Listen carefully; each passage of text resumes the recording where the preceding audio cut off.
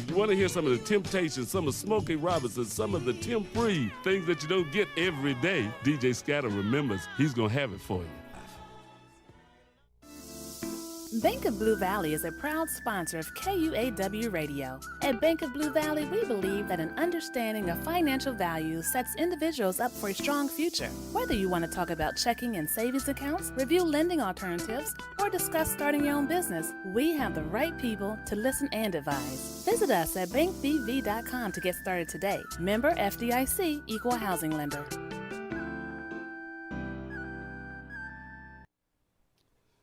You're listening to 98.5. This is KUAW, Kansas City, Missouri. Glad you're listening. Keep tuning to the new voice in Kansas City. Hi, my name is Felania Johnson, and I'm a freshman at Purcell Academy of Fine and Performing Arts. My name is Mayan Charity, and I'm a 7th grader at Lincoln College Preparatory. STEM is a program about science, technology, engineering, and math. More girls our age should get more involved in the program because there's a shortage of black girls in STEM. African American women make up just 2% of engineers. Roughly 1/3 of students of color express an interest in STEM. Most black women think that STEM is too challenging. We are sisters in STEM, and we are encouraging young black teens to join STEM. If you're interested in more information, please contact Ina Montgomery at 816-866-6340.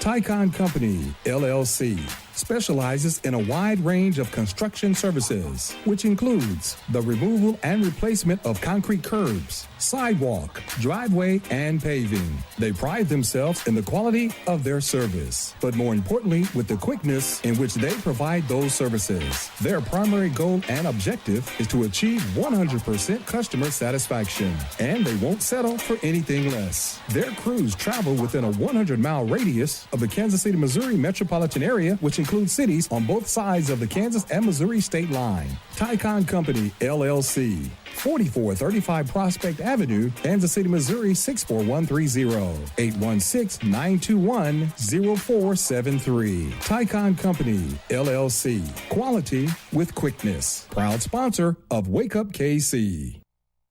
This is Quentin Lucas, speaking on behalf of KUAW, Knowledge, Understanding, and Wisdom.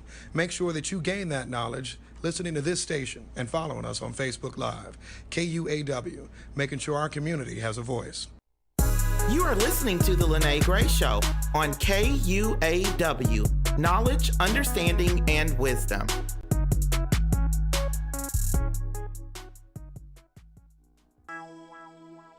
This is your host, Kay Brooklyn, and our wonderful co-host, Dre B. This is the Love Project Radio Show, where it's all love, all the time. We definitely want you to tune in to the Love Project Radio Show every first and third Sunday of the month. And also the show starts at 4 p.m. So please tune in. We discuss different topics from relationships to things that are going on in the world. Again, the Love Project Radio Show at 4 p.m. on every first and third Sunday. We'll make you laugh, we'll make you cry, and most importantly, we'll make you love. What's happening, everybody? Jazz trumpeter Tom Jamaica Funk Brown wishing all of my KUAW fans season's greetings and the warmest Merry Christmas and Happy New Year.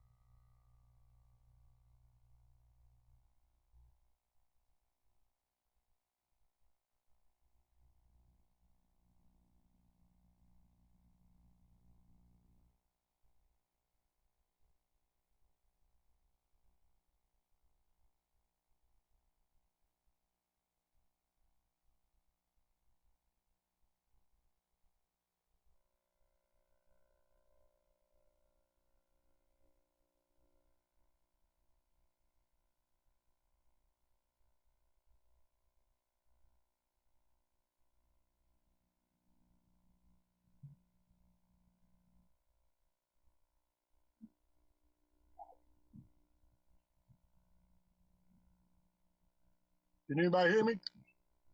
Can you hear me? All right. All right, how about now? Can y'all hear me? All right, what's going on, Kansas City? You now listening to What's Real Talk, KUAW. We are no longer here to LPFM, though. It's just KUAW Radio. You can call in the area code 816-599-6893, or you can go to the Facebook KUAW radio webpage, and you get a streamlined event. If you're watching this on my Facebook, you should see a screen recording over screen recording, trying something different so y'all can see what our Zoom listeners see. And if you would like to go to the Zoom link I will give you in just a minute so I don't waste your time, but we're going to get right into it. The Zoom link will be uso2web.zoom 860-703-3652, and that would be the Zoom link for those that are trying to tune in and talk to us on Zoom. Round table, I see y'all going on. What's going on there? What's going on, everybody? Not much. How you feeling, Nigel? Yeah. Look like you rolling today, Charles. Are you headed down to the peace ride? Yes, sir. All right, yeah, we have a peace ride starting at with now 2 until 4. We'll be registering cars, and then the pull off will be at 4. So this will be a twofold show. I'll be doing half of it in the studio, and then I'll be doing the other half at the peace ride, or at least chiming in at the peace ride so y'all can see some of the things that's going on. But I want to jump right into it, man, because like I said, we have a twofold show, and I definitely want to agitate people today. Black celebrities supporting the Trumpster. What y'all think, man? Oh, I'm gonna start off talking stuff today. What y'all think? birds of a feather flock together. Oh, that's what you say. Birds of a feather flock together. What about you, Hey. Mr. Nigel? Hey, I mean, for me, man, it's it's like I said about everything, man. It's about your why. Tell me the reason. Justify your position. I don't care what side you on. Tell me the why. What is it that you believe in? What is it that you support? What is it that got your an allegiance to these people? Tell me. Well, let's start there, Nigel. So I was watching the interview with Ice Cube and the TV host, reporter, and the reporter, I'm trying to think of his name, Roland. What's his name? Mark Roland, the black dude. Roland Martin. Roland Martin. Excuse me. So I was watching an interview with him and Ice Cube, and he asked Ice Cube some of the questions that you just asked. Well, why would you sit down with him, and what's the point? And they not gonna do anything for Black America, and they haven't done anything for Black America. And he said they're only coming up with a plan, talking about economics and also that crime bill, so they can get about 20% of the black vote. And he was like beating on Cube for this. And Cube asked a few simple questions I'm gonna ask you guys. He asked him, he's like, all right, so you said they doing all this to get the black male vote to come out. What's the Democrats doing? Yeah, you got anything? To be honest, I don't have a problem with Ice Cube's position. I know that might be contrary to everybody else. I think that you should, as black people, if that's your priority is ensuring the black benefit and collective progress, then you should be talking to both sides and potentially empowering and saying, hey, what do you do for me? How do you earn this vote? I don't just give blind allegiance to people. I don't believe in that. No, I feel you. You bringing logic to it. Hey, T, turn them up just a little bit so I can hear them clearly. I feel you bringing logic to it, though. What about you, Charles? I kind of feel the same way with Nigel. That's your prerogative. Like he said, just bring some logic to it. Show me the logic of why you going this way, where I have a better understanding with it. With Lil Wayne, I have no idea there. Lil Wayne, I have no idea there. That's serious. You think it was something in Lil Wayne's cup? Go ahead, Nigel. I see you jumping in. I think it's kind of disrespectful to even put Lil Wayne and Ice Cube in the same. I'm sorry.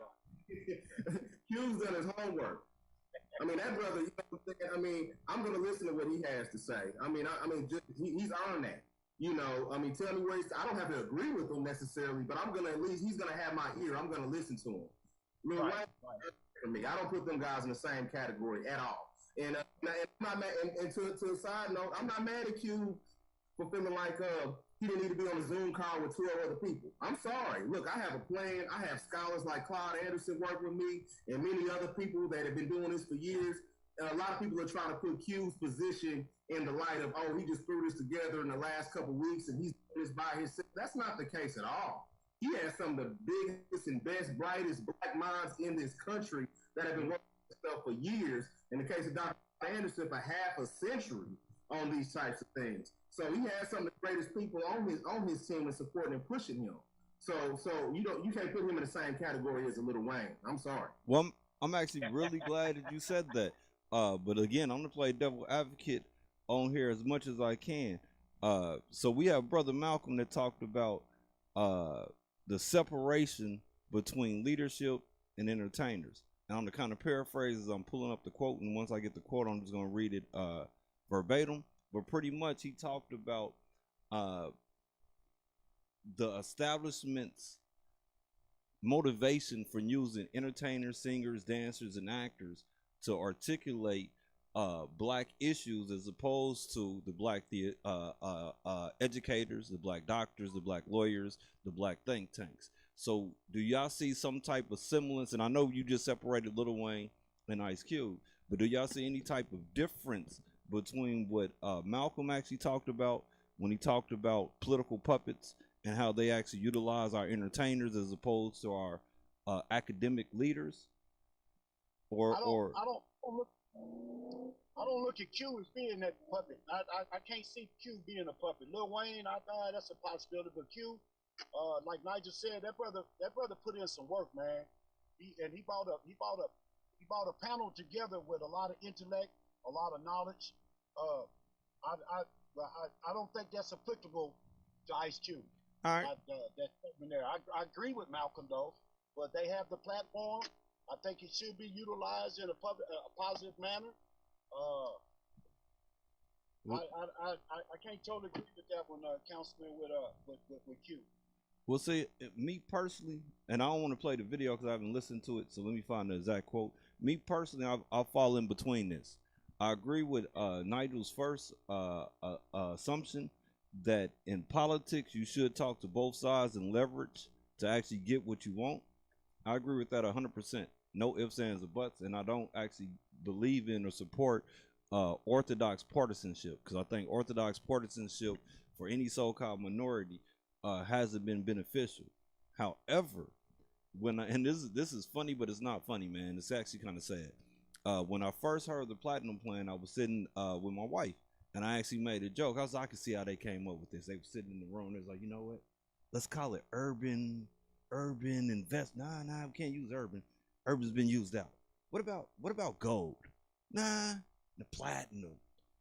They like platinum. And then when I found Cube was actually had a part in the Platinum Plan, I became just not with Cube negotiating or bringing ideals to the table, but I had that same gut feeling of being marginalized, because I don't think you would come to any community other than the black community and say that we have a platinum plan for you, right?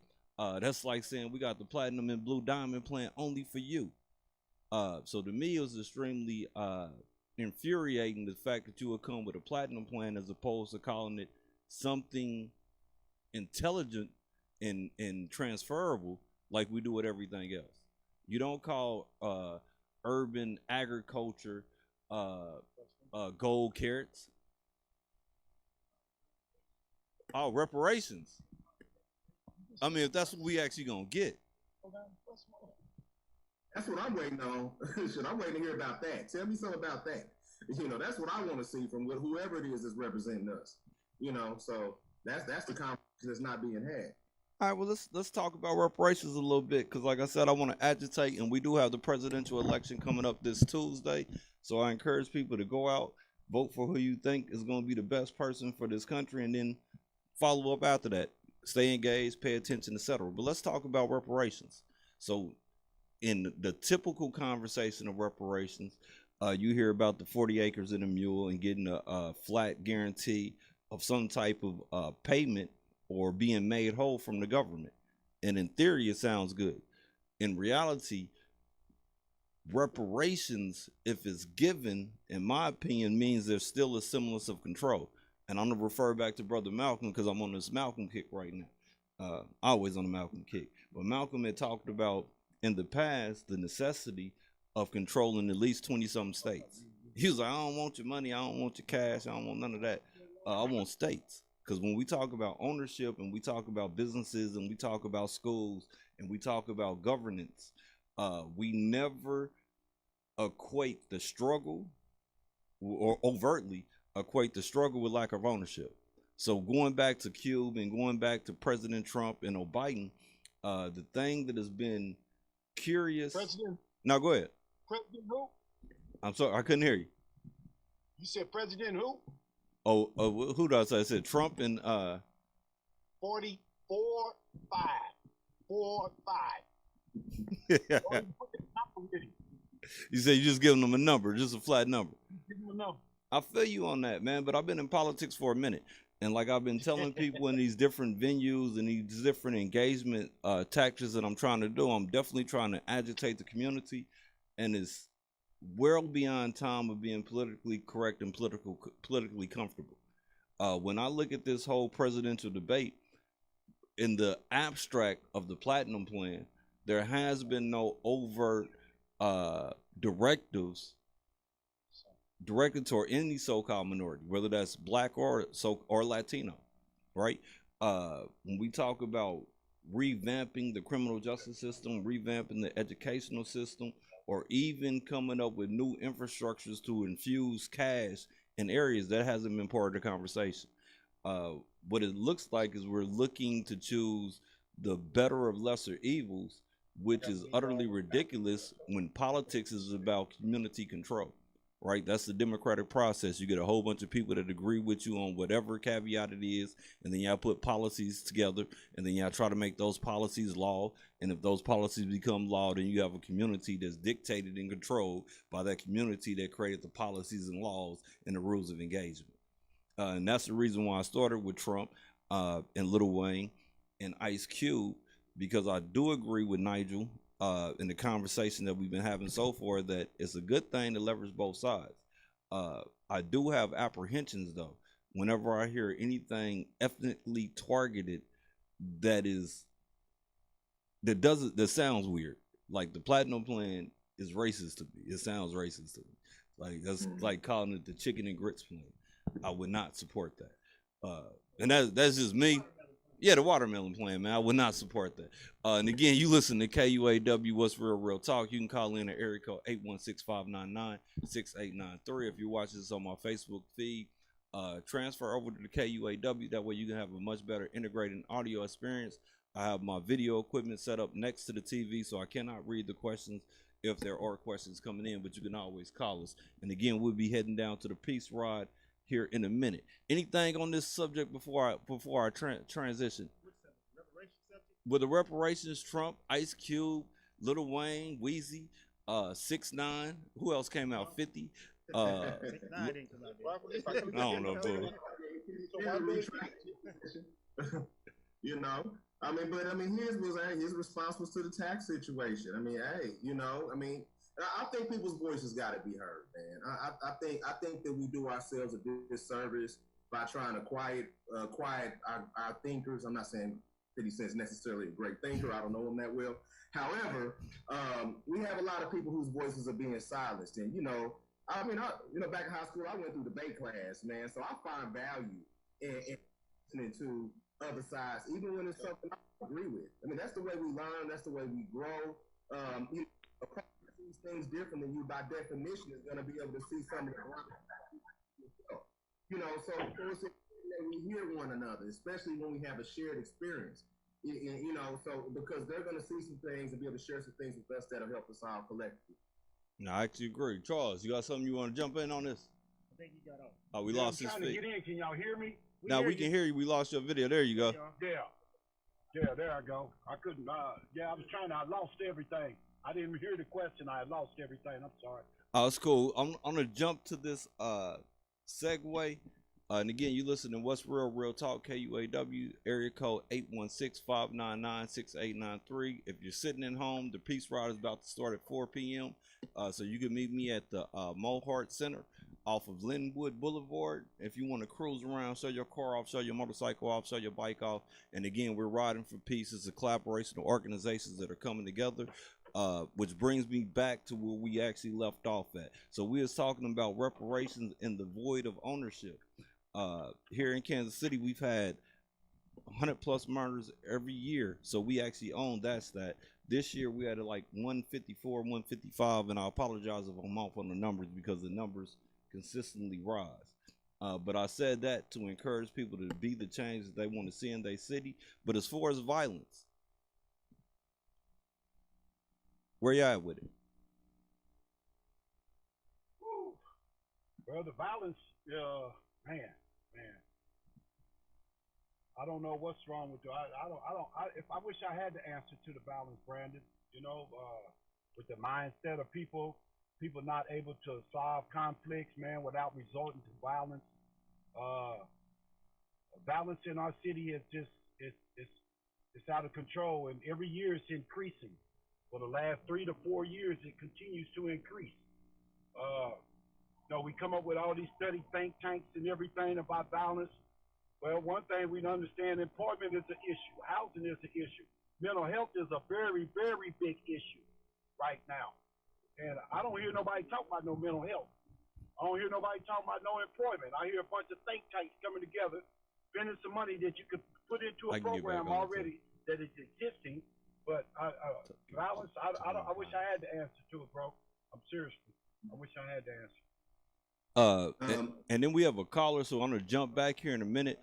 But I like what you just said. And when we talk about violence, you just hit it on the head with a lot of resources that are abstract. And my question, it goes back, and watch how I'm weaving this.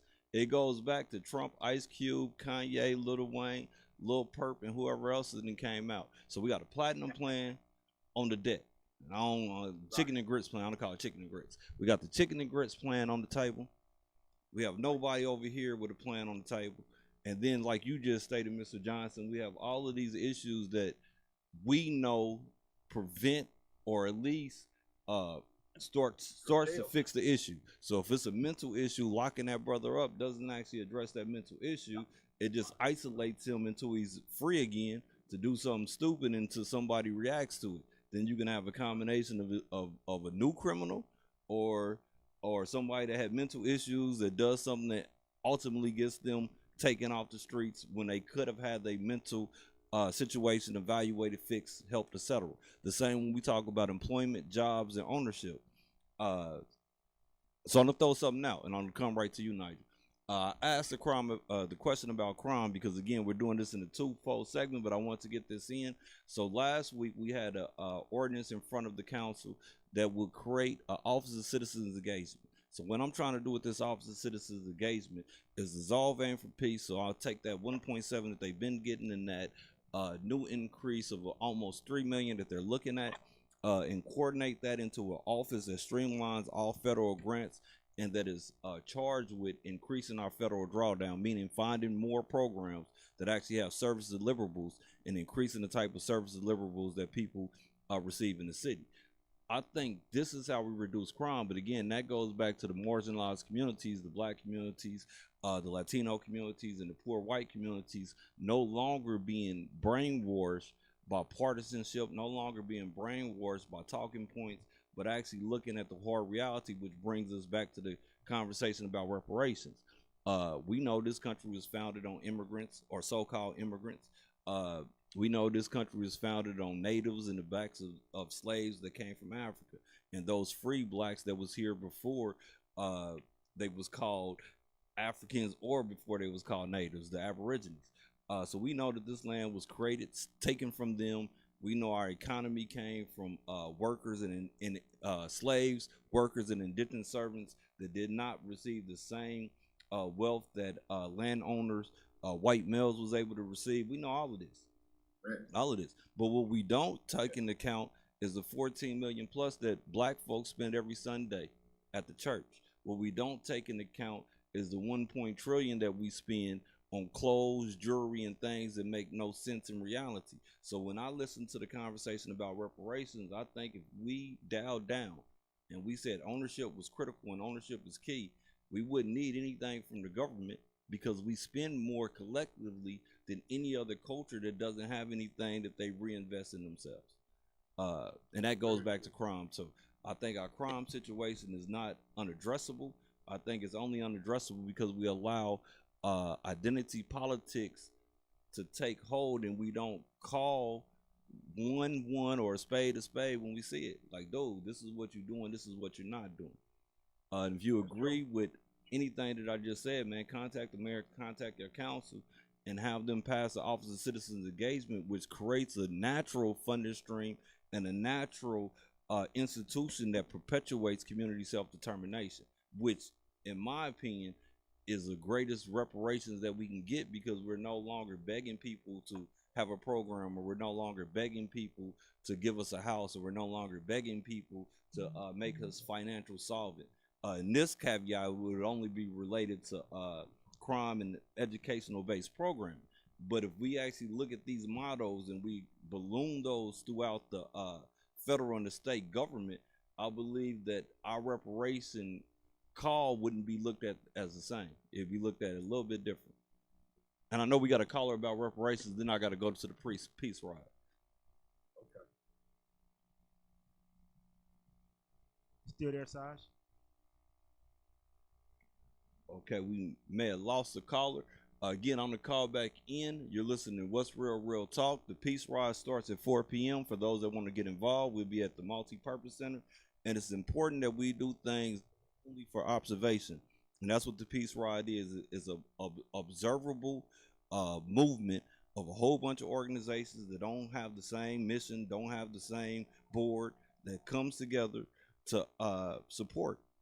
And if we can start showing cross support, not only coming out in observable things, but coming out in programmatic support, I believe we can actually have a holistic community. But I do want to get into reparations and the heart of reparations, and also the platinum plan, but I have to go to the peace ride. Okay. We're going to take that last call. We're going to take that last call. Well, y'all can. I got to step out the studio, so they're going to leave y'all on the air, and I'm going to go ahead and step out, right? Okay, and again, the area code here is 816-599-6893.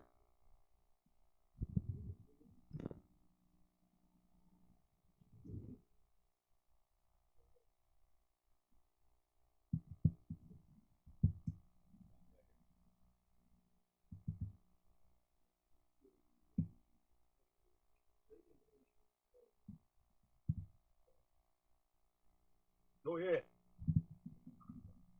Go ahead, caller.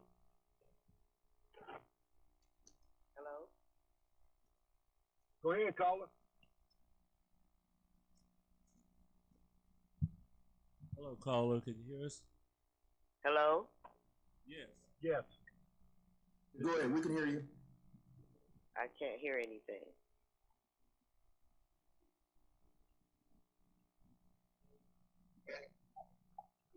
You don't hear us? I hear you now. Can you hear me? Yes. Go ahead with Yes, we can hear you. Hello? Yes, go ahead with your question. Okay, now I can hear you. I didn't hear you before, because that's why I guess I was disconnected earlier, because I really couldn't hear. It was real choppy. I just wanted to make, a couple of comments about reparations. Like I said, I wasn't able to hear everything Councilman Ellington was saying about it. But what I want to say is, it seems that we continue to make, in my opinion, a mountain out of a molehill. And when we talk about reparations, they want to make everything so complex that nobody seems to want to understand what is simple to understand. And what I mean by that is, reparations is repairing, repairing the people, restoring the people, this kind of thing. And to keep it simple, we know that we were brought here against our will. We know we worked for so many hundreds of years, and still today, I would say, without getting paid. Okay? And what needs to be done is that time that everybody knows how to do all of this data research and everything, all of that time that we worked without getting paid, and that's not punitive damages for all the terrorism that we had to experience while we weren't getting paid, can be calculated by those years. And of course, that's going to be a phenomenal amount. Well, once that takes place, then we determine how we give those increments and how we establish those things through getting land through it and those types of things. But it just seems to me that everybody gets blown all out of proportion instead of focusing on what can, from data and numbers, be calculated. And once it's actually, I don't have it. You can't go out on a trip but it's back here. or a vacation if you don't know how much you gotta get money to Put pay it over for there it. yesterday. So you find out what the number is for real. I think it's in the back. I put it in the And back. then we do the plan, and I congratulate Ice Cube and these people that get their heads thinking and said, well, here is something we're going to start somewhere in this conversation. So that's what I wanted to say about reparations, okay? This is get down to brass tacks, find out how much you really owe us, and then put a plan together of how we want it given to us. We got to stop saying, you got to give us, you got to get us. We got to show them what they owe and show them how we want to receive it. How about that? All right, thank you so much, Colin. We definitely appreciate it. And I agree with you. Like you said, it's just a matter of, these people in position, they get paid to solve complicated problems, and they do it every day. And this is one more that we should expect them to put the proper attention to so they can address it. So I totally agree with you. Right. Charles, can you tell us a little more about the peace ride, where it's at? You know much about where the route is, where people can join in. Can you tell us a little more about? Can you hear me? Yes. Can you hear me? It's at 32nd and Wayne at the Mohawk Center. It begins at 4 o'clock.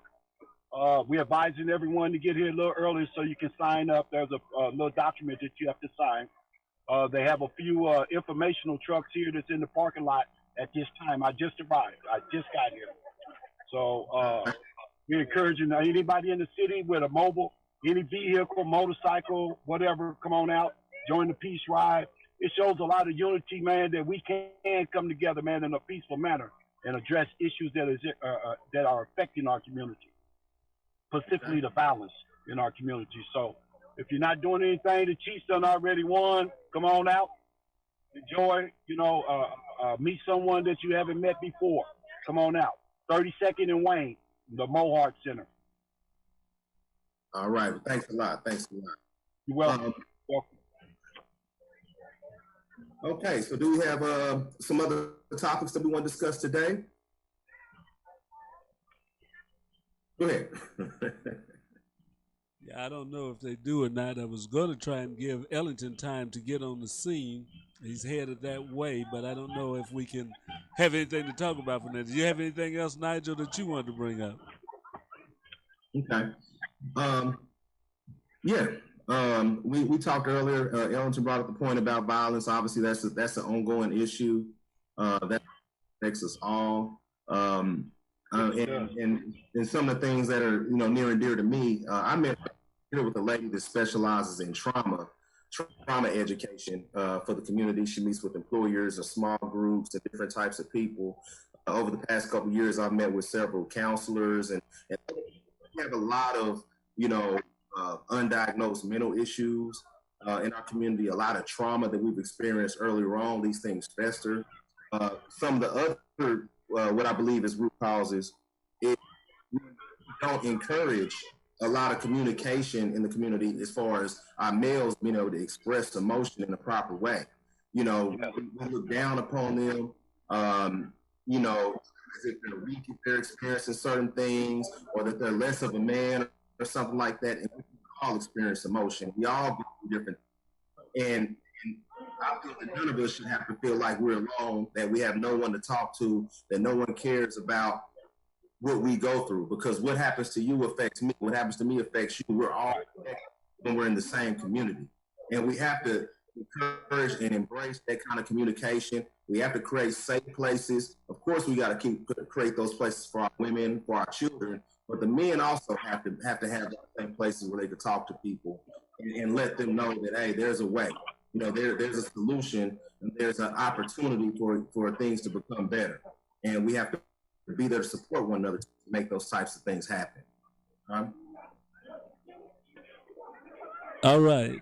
Looks like we got Ellington coming in now, so he may be joining us back on this. Yeah, Ellington's, I see him trying to get in on the Zoom, so we should get his picture back on here in just a minute, as soon as he turns his camera on.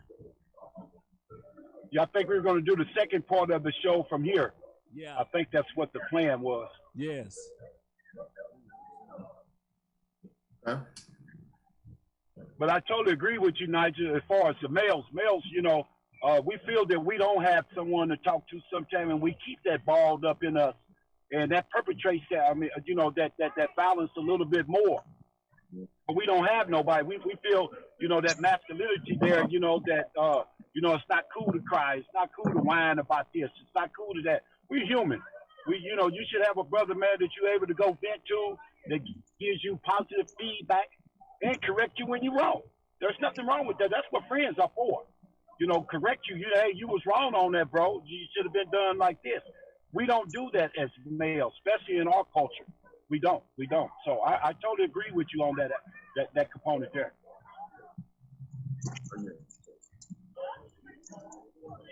I'm back in. What subject was y'all just on? We were just kind of, adding on to what you touched on before you left, as far as the violence in the community. Some of the root causes of, we talked about as far as providing support systems for our males, helping encourage them to be open and be able to communicate and not feel belittled or hurt because they are emotional or in an emotional place. So that way that energy doesn't have to bottle up inside of them and then, explode in ways that we don't want here in the community. So we definitely have to provide those safe places for communication and for them to vent and for them to be able to grow and have healthy lives too, just like everybody else. Now, would that be a part or issue related to not getting reparations though? Man, we were talking about of that physical, emotional support mechanism that comes from the community that you were just talking about. Absolutely. I mean, to me, it goes way back then. That trauma gets I sit here and the more I think about it, the more I realize how my upbringing was influenced by my grandparents, my great-grandparents, my great-great-grandparents, what they've been through. I sit and talk to my grandfather now, and he still talks about how, Emmett Till impacted him growing up, for example. And how it affects his changes and his interactions to this day. So, of course, that was passed down to my parents and passed down to me. A lot of times we can't even, we don't even realize the impact that those past events have on us to this day. That's what those counselors and those trauma experts, that's what they've shared with me. And that hurt, that pain, that's what needs to be repaired. When we talk about reparations, the caller said it best. We're talking about repairing damage that's occurred. And you can't just neglect it and think it's going to heal. Not correctly, and it's never going to put you back where you were. So you're absolutely correct with these triggers and this stimulus and things that's occurring in the community. That does tie all together. It does tie to this conversation. Well, my question would be, why haven't we started? And let me be clear. I don't have a problem with reparations. If I'm going to pass that check. Don't get me wrong.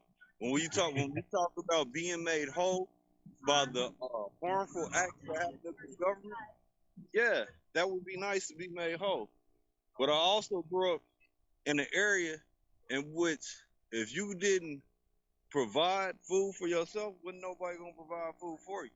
So if the issues are related to community breakdown, emotional issues, trauma, who can outside of those that have been hurt? How can I go to another entity and get help? So if psychoanalyzation is needed, shouldn't we start psychoanalyzing ourselves in the same with ownership? And again, don't get me wrong. I do believe that wrong is made right. But I also believe that we have our own destiny to control. And by creating the issues that we face outside of us is an issue. I'm gonna turn this phone around real quick if I can. This right here. All right, well, let me do it. I just do it like I did. This right here. Yeah, you did. Middle of the city. Apartment complex. Middle of the city. Now, we have issues when it comes to traditional lenders and banks. So when I listen to, not what the caller stated, we was talking the Trump, that when I look at stuff like this, if we was to get $50 million, where does the $50 million go? Is it going to my couch cushions, or is it going to the bank that's going to make more off $50 million that I get than I would? Right? So, right in the city, all I'm saying is that we can control our own destiny by investing in ourselves. You get 3 or 4 friends, and you take the sixplex, and you have a multi-$100,000 property that you make it money off of. And that's how you stop the case. If I do agree that being made whole would be right, let me make sure that's I support anybody that's in the reparations fight. My only wish is that we went after it in a strategic way. And I use an example. Johnson & Johnson made a lot of money off of slavery. But we can directly tie that into whatever we want to sue and get paid off of. The same when we talk about treaties and guarantees that have been broken. Yes, all of those should be made whole. But we can't wait for a platinum plan, a chicken and grits plan, or a savior on a horse that has never done anything for the community. Is where I'm at with it. And I'm saying that we got to put in work. The 100+ murders is not going to stop until we actually make it a fact that you can't kill people in our communities and stay in our communities. You just can't do it. But where you at? Where you at with it? Hey, I agree. Like you said, I mean, we have work to do on the inside, within ourselves and amongst ourselves. But that doesn't absolve the people outside of us from their role in the condition that we find ourselves in. I mean, they have a part to play. We have a part to play. You know, when we're talking about investing in our communities, you know, I'm all about that. You speaking my language. You know? Like I said, I'm agitating. I'm just glad you said that it's a part to play both internally and externally. So if it's a part to play externally, bringing us back to Trump, Q, Lil Wayne, and Burp, and all these other cats, what's the issue? Why aren't we being more forcefully leveraging when it comes to our votes?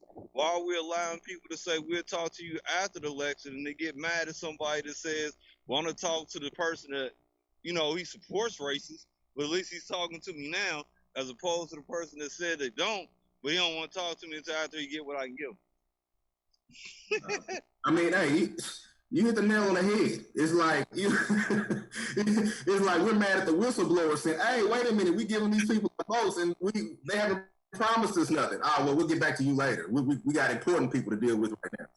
And the other one said, "Listen to you," but we've been talking about reparations for a while, and we've been talking about reparations for a while. Ain't got it from one person yet. Not on either side, blue or red.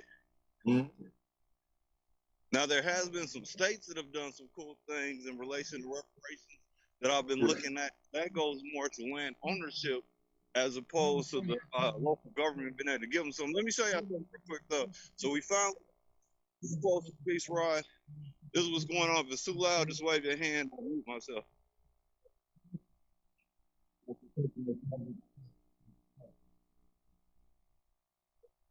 How y'all doing?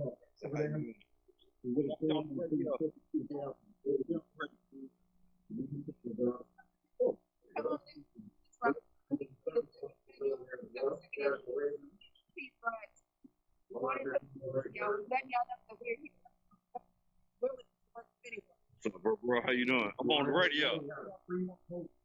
Not much.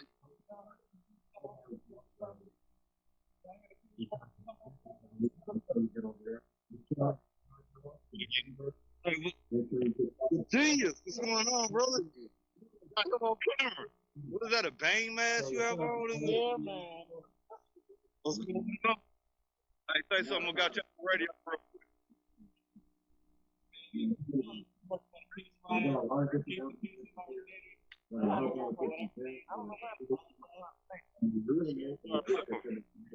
Hey, tell them what you do too, cause melanated they do some real cool things.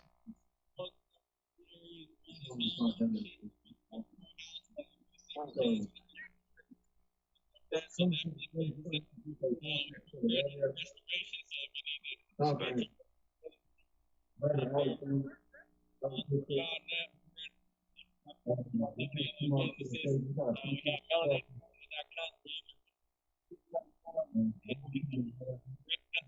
gonna walk down here just because of the time. I'll be back. All right, they ready for me? All right, so I'm about to get to say. I was gonna doing that. They ready? Look.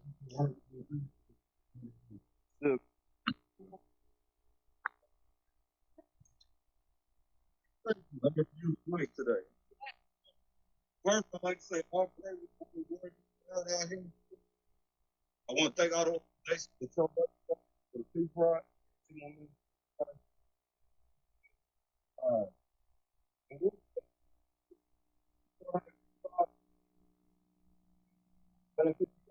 Okay, we kind of get a little background noise. Having a hard time hearing. Good that we do observable things. We actually put the problem a little harder. I have a which was create an office engagement. When we talk about service delivery is the void between criminal activity and law enforcement. Law enforcement can't bring things to a process. Right? And we already have an issue with mass incarceration, institutional violence, and all that good stuff. So what I'm asking is to help me create more service delivery, more STEM programs, more finance programs, more educational programs, more spoken word programs. Because spoken word, just to give you an example, teaches people how to learn themselves. Teaches us how to got financial situation that we find ourselves. Academia curriculum teaches us how to deal with conflict resolution and all types of stuff. But the community, if we can come together like this, we get a couple hundred cars out here and we can drive down the street and we can still do it. And we need to go that step further and make sure that we solidify things up under the color of law. And we guarantee institutional breakages and access. Well, again, 157 murders is not something that happens in the void. Violence does not happen in the void. Most of these murders are interpersonal or domestic violence related. Doesn't happen in the void. The same with internal conflict, not happen in the void. So if we want Kansas City to actually get to a point where we don't have all these murders, help me stop those that look like me that's in office from doing more think tanks that waste 5 to 10 years. Help me stop allocations of funding going to things that have no rational or reality behind it when it comes to service deliverables getting in people's hands. And then help us help each other. Also have a No More Excuses coalition with support organizations, help grow organizations, do events with organizations, and then again try to work on legislative issues, whether that's at the city where I'm at now or connect with people at the state level, certain state changes, certain state legislation. I see the 100 Kings out here. Happy birthday, Amari. And since I'm on here, if y'all can help me give Amari a big happy birthday, man. I've been with this since like 14. And he's legal now. Also, it's legal now. But again, I'm gonna get off stage, so I didn't want to be up here too long. Y'all see Charles out here being committed with the service. I'm about to jump off. I'm about to jump off. But I can't articulate anything other than if we're not being the change that we want to see, then we can't say anything about it, and we are the problem. You see people in your neighborhood and you're not talking to them, you are the problem. If you see these little kids out here about to run into a brick wall and you don't forcefully stop them from running into that brick wall, you caused that. And the same when we talk about violence inside the inner city. So we have police brutality in which everybody throw their fists up, come out and march and even sleep on the city hall line. But when that little 5-year-old gets shot, 3-year-old gets shot, woman walking in front of 7-Eleven gets shot, streets get shot up, we say nothing at all. And I live off 40th and Prospect, and I promise you, you can't do certain things on my block. And I'm not saying I'm tougher than anybody, but I'm definitely saying I'm very active in the community. And I need y'all to be just as active. Y'all want to get engaged, email me, Brandon.Ellington, KCMO.org. Reach out to the 100 Kings because they have an active unit out here. And it's a lot of organizations join us, but no more excuses for listening. Not trying to absolve anybody, but it's a definite necessity that we stop making excuses and we control everything around us. Yeah.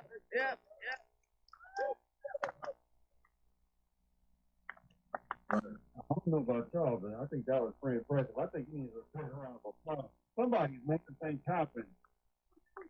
Somebody ain't quiet, and somebody needs to put their feet up. This gentleman is out here. He's walking the walk, talking the talk, and he's putting up the fight when it's necessary. He's also putting up a hand to those around him to make sure we have some unity in this community. Can we say unity one more time? Can we say unity, please? Unity, loud. Let them hear. That's what I'm talking about. Can we also talk about peace? Can we say peace? Peace. Peace. All right. So it looks like we got a couple minutes. Y'all still there? I'm not going. Yeah, you got about 10 minutes. I'm coming right back in. No, you going Yeah, we still on? Oh yeah, we still on. We still on. All right, so that but yeah, man, peace, reparations, community issues, it's all the same, and it's ironically disingenuous to me when I look at a lot of things. Going back to the houses across the street from where I'm at, there's no way possible that we allow this stuff to sit in our community and we don't collect the resources. I don't care if you got $5 and your neighbor got 10, and dude down the street got 2,000. Y'all all in the same area, the same rating. Let's start looking at the picture bigger than ourselves to understand that community means nothing if there is no collectivity. And go ahead, man. I just jumped off stage. I'm hyped, so let me shut up. You own it, man. I mean, as typical, as always, man. You own it. Like you said, we all have to come together as a community, man. We got to work together, build together, grow together, heal together. I mean, that's what it is, man. It has to be. That's the only way. Yeah, and the healing part, and this goes back to what the caller was, what I believe was reiterating. I had to get off, so I missed some of it. But the healing can only happen from those that come from the same suffrage. If you've never been stabbed, you can't talk to me about getting stabbed. I mean, you can understand it, like, yeah, I bet you that knife hurt, man. But you ain't never been stabbed. You don't know how that actually feels. And the same when we talk about growing up in impoverished communities. Most of us come from the same type of circumstance. And then we look at each other different. We have to stop that. We have to look at each other the same. I don't care if his jeans is busted or if he got creases in it. We in the same area, and if we're in the same area where our suffrage is linked, and if our suffrage is linked, then our success should be strategic as opposed to sporadic. And that's the issue I have with the Chicken and Grits Platinum Plan, and, and any other thing which we just waiting on somebody to save us. Like this whole presidential election, the wording, in my opinion, when it comes to the black community, has been patronizing. Mm-hmm. Yeah, that's real. Yeah, that's real. I think we lost Charles. Yeah, I think so. All right, we got about 8 minutes out here. You want to get something in real quick, Nigel? No, I think I'm about to. My car. I'm about to head down there to the Peace Ride myself, show my support. I love it, man. How long this is expected to last? Is it an hour? What's the? I think it goes to 6:30. We're pretty much driving through the inner city. I'm gonna lightweight remember route, but I am gonna mess it up. We're gonna leave the cell, go up to like 39th, and circle back around the Prospect, and then come back down Truce. It's a big square in the inner city. But again, the whole thing is getting folks together, being extremely as visible as we can. But the Peace Ride is only a ride. Like I was stating on stage, we want to get into a situation in which we're not talking about 100+ black murders. We gotta be serious with ourselves, man, and we gotta be serious with what we allow and what we don't allow.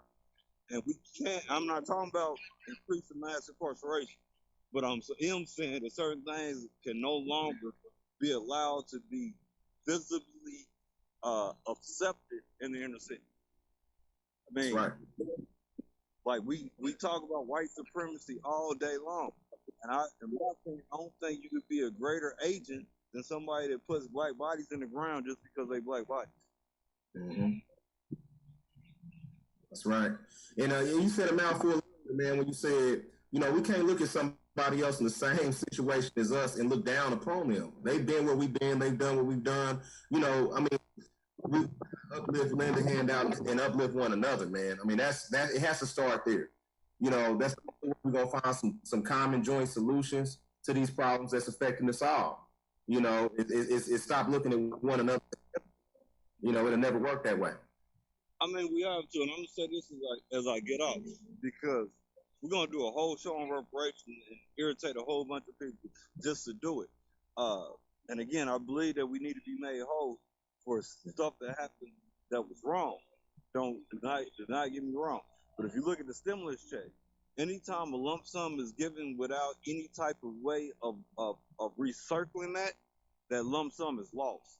And if we would touch access to millions without controlling banking, we lose millions by putting it in banking immediately, right? The same when it comes to businesses. If we don't have IPOs that we can invest in, they're our own businesses, then those $1 million aren't coming back to us in the